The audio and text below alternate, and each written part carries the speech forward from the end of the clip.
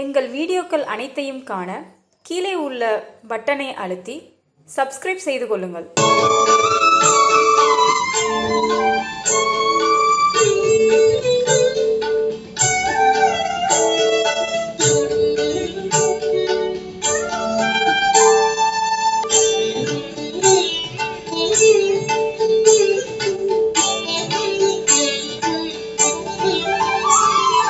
நாட்டாதே என்னை உன்னில் நாட்டீகின்ற மகிழ்வும் காட்டாதே எல்லாம் நீ கண்டாய் பராபரமே.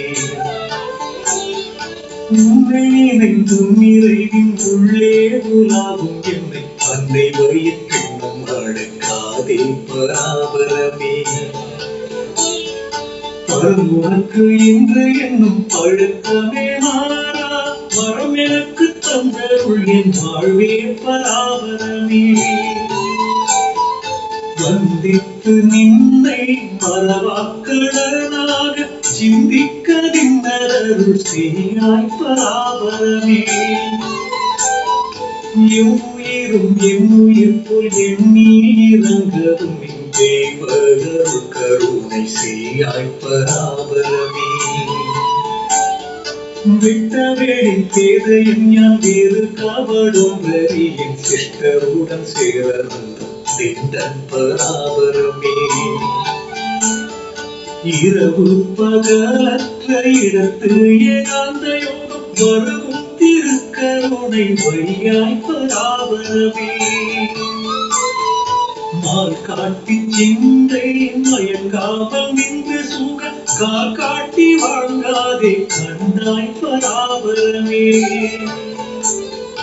எப்பொருளும் நீ எனவே எண்ணி நான் தோன்றாத வைப்பை அழியாமையாய் பராபரமே.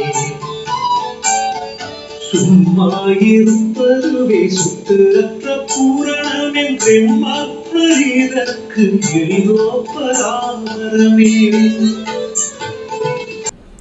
தாயுமான சுவாமி அருளிய திருப்பாடல் திரட்டில் பராபரக்கண்ணி என்ற தலைப்பில் 7வது 10 பாடல்களின் பொருள் இவை. என்னை ஒரு பொருளில் நாட்ட வேண்டாம், நாட்டி அதங்கண் உள்ள நன்மை தீமைகளை காட்டாதே.